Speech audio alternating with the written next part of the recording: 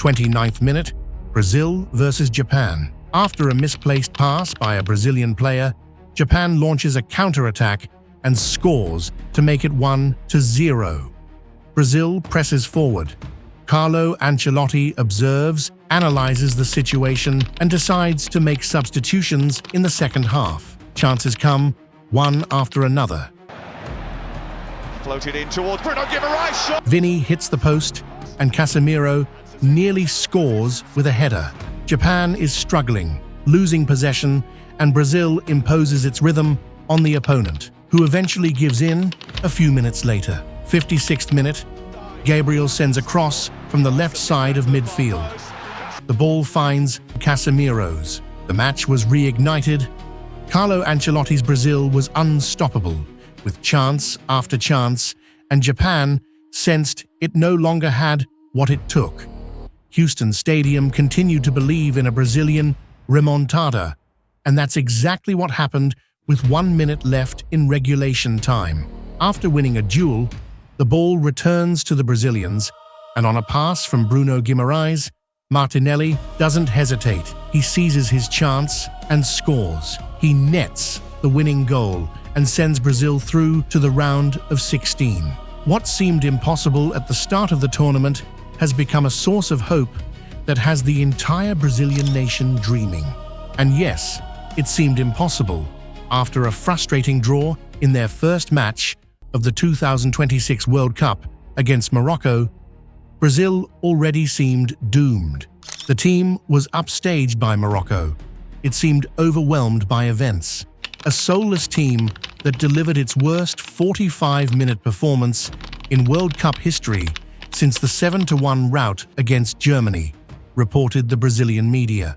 Morocco fully exposed all of this team's weaknesses, despite a goal that came out of nowhere from Vinicius Jr., which allowed his teammates to get back into the game. Furious Brazilian fans demanded changes from coach Carlo Ancelotti. The end of the Brazilian legend was simply just around the corner, but they had forgotten one thing. The greatest club coach in history was on the bench, doing what he does best, observing, analyzing the team's situation, making adjustments, and above all, transforming it. This is what he has been doing for decades. The man who ruled Europe while coaching the world's top clubs. The man who knows how to read between the lines. The one who doesn't focus on tactics, but rather on the player's confidence and character. It's no coincidence that he managed teams filled with legends such as Paolo Maldini, Andrea Pirlo, Gennaro Gattuso, Didier Drogba, Frank Lampard, Thiago Silva, Zlatan Ibrahimovic, Cristiano Ronaldo, Benzema, and Sergio Ramos, to name just a few. The man who helped Real Madrid win their most recent Champions League title and secured Karim Benzema's Ballon d'Or with a transformed Real Madrid team that knew how to win trophies. This has contributed to his success as a coach. The man with a complete list of achievements. With 31 trophies won during his coaching career, Carlo Ancelotti is one of the most successful coaches in football history. He is also the only coach to have won all 5 major European leagues: Italy with AC Milan, England with Chelsea, France with PSG, Germany with Bayern Munich, and Spain with Real Madrid, where he is the most successful coach in the club's history and holds the record for 5 Champions League titles. Simply exceptional. These successes help to understand why he was hired as Brazil's coach for the World Cup of 2026. There is nobody like him in terms of accomplishments and the ability to turn a team into a champion, particularly with this team, as Brazil is truly a football nation. A team that instilled terror in the hearts of the world's football community with names like Neymar, Ronaldo de Nazario, Rivaldo, Roberto Carlos, Ronaldinho, and Pelé. The most successful nation of all, having won 5 World Cups. A team that used to thrill the world with its great players. However, lately, the Seleção has been losing its appeal year after year. During more than 20 years, Brazil has been haunted by one and only desire: to come back on top. Ever since their 5th World Cup victory in 2002, Seleção have known only disappointment. The trauma of the 7-1 defeat to Germany. A chance of a second for Germany. Brazil in real trouble. But they might have number 7 here now. They have got 7. Eliminations against Belgium, De Bruyne. De Bruyne! Croatia. Marquinhos! Each generation was promising, but it couldn't overcome the last step. Therefore, for the first time in its history, the Brazilian Football Confederation made an unprecedented decision to entrust the Seleção to a foreign coach, Carlo Ancelotti. He was the one chosen to breathe new life into this Brazilian team, which was utterly lacking confidence. And that's the type of person Carlo Ancelotti is. He's a leader in the dressing room, able to squeeze the best out of each of his players on the pitch. This was his gift: communication with his players, understanding them, adapting to them, and creating a team ready to give everything they've got. That's the Ancelotti magic. What was his mission? To return Brazil to its former glory. But he was starting his mission from hell. The first match, Morocco, a team that for several years already has established itself as a football superpower due to their 2022 performance. Ziyech! Brazil dominated at times. They had more possession, but there was something wrong. Midfield was unbalanced. It had no rhythm. It constantly lost the ball. The fullbacks moved forward without any balance at all. The isolated forwards did not receive any decent passes. The squad was disorganized and had serious difficulties in midfield. Final score, an extremely disappointing draw. And straight away, the criticism started. Carlo Ancelotti does not understand South American football. The Brazilian team moves too slowly. We do not see the Jogo Bonito anymore. Already, sports TV channels are questioning his method. In social media, there are calls for radical changes. For most people, the question was not just about the result. It was mostly about the impression that it left. This team played like it was putting on the brakes.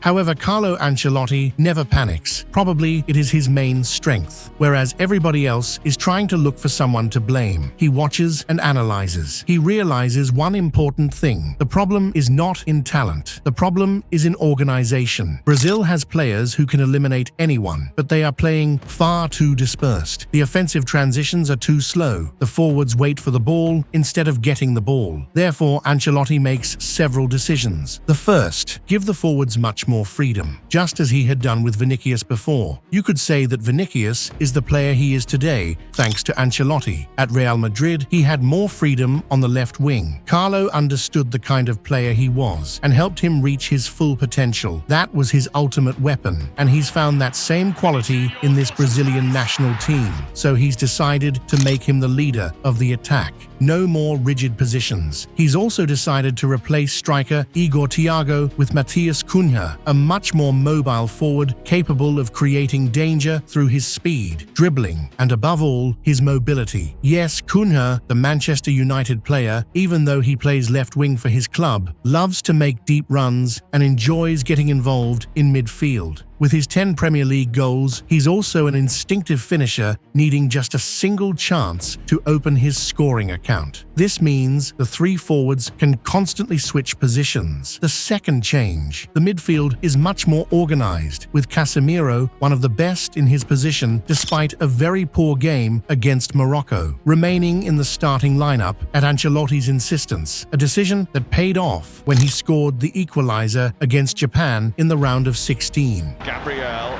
tries to lift that to the far post. Casemiro doesn't. After an exceptional season at Manchester United, where he single-handedly scored 9 goals, playing just behind the defense, and helped his club qualify for the Champions League next year, he's been phenomenal. Let's not forget Bruno Guimaraes, the man who dictates the tempo, organizes the play, and contributes to defensive duties. He is irreplaceable in Brazil's midfield thanks to his skills and personality on the field. Thanks to Carlo Ancelotti's adjustments, the team is much more balanced. This will allow for the third change to take place. In terms of pressing, Brazil is now starting to win the ball back much higher up the field. And most importantly, those recoveries immediately turn into scoring chances. This is no longer a team that spends minutes building up play. It's a team that strikes as soon as it regains possession. It has completely transformed since that first match, and that was evident as early as the second match against Haiti. From the second game, everything changes. It seems that the players have broken away and the ball flies much faster, constantly constant movement. Midfielders breach the lines and forwards finally start running past the defense. In the 11th minute, due to a brilliant pass by Guimarães, Rafinha scores, but he is offside. Nevertheless, a change is obvious. Brazil recalls its own nature, spontaneity, and intuitive football. This is exactly what Carlo Ancelotti needed. In the 22nd minute, staying on the same wavelength, Guimarães made a through pass to Vinicius, who held off his opponent and shot. The keeper stopped the ball and Cunha tapped it into the goal. The second goal showed even more clearly how this system works. Paquetá pressed forward, won the ball, and passed it to Vinicius, who initiated a counter-attack by making a deep pass to Cunha, who made a stunning goal with his left foot. Now Carlo Ancelotti has found the combination he was after, and with near-perfect flow in the game. 3-0 win over Haiti, including 2 goals from Matheus Cunha and 1 goal from Vinicius, assisted by an amazing burst of speed, triggered by a long pass from Paquetá. Match against Scotland proved another instance of the same story and the same 3-0 score. 2 goals by Vinicius and 1 goal by Cunha. The Queen's beaten to it. Guimarães is in. Laid back the way. And also, there are 4 assists of Guimarães in this World Cup. And yeah, the machine is running smoothly. What is really astonishing isn't only the victories, but the style they are playing in. Every player knows perfectly well when he should go faster, when to slow down, when to put pressure, and when to defend. They play as a whole team, and I think it is Carlo Ancelotti's main success. Now, the team itself gives the circumstances in which the individual players can shine. Offensive stars are shining in full strength.